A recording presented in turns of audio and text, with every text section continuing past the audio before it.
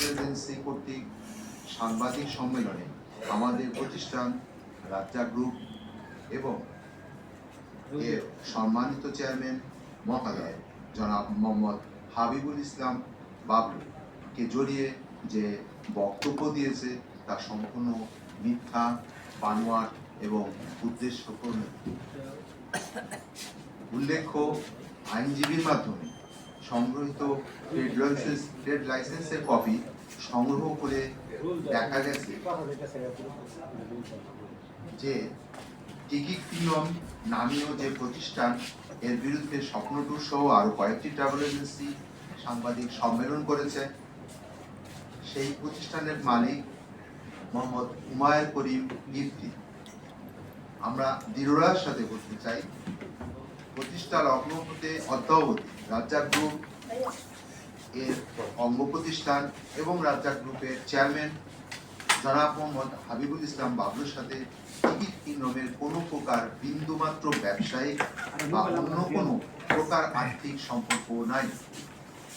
Ticket কিংডমের দায় দায়িত্ব সম্পূর্ণ সেই প্রতিষ্ঠানের মালিক মোহাম্মদ হুমায়ুন করিম ইফতি উক্ত সংবাদ সম্মেলনে রাজ্জাক গ্রুপকে জড়িয়ে প্রকাশিত সকল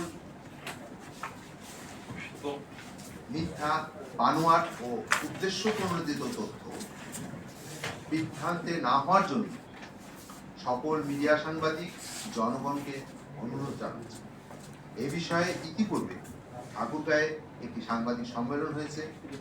রাজ্জাক গ্রুপের সম্মানিত চেয়ারম্যান জনাব মোহাম্মদ হাবিবুল ইসলাম বাবলু সাহেবের সাথে এই চক্রান্তকারী মামলাবাজদের কোনো প্রকার আর্থিক লেনদেন না থাকা সত্ত্বেও আমাদের প্রতিষ্ঠানের সুনাম ক্ষুণ্ণ, মানহানি, ব্যবসায়িক এবং আর্থিকভাবে ক্ষতিগ্রস্ত করার জন্য এই ধরনের প্রোপাগান্ডা, মিথ্যাচার ধারাবাহিকভাবে করে আসছে।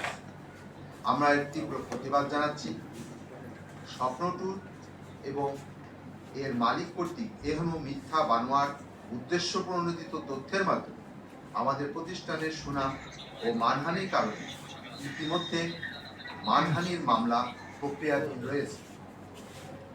সার্বিক বিষয়টি সকলের জ্ঞাতার্থে প্রকাশ করা হলো।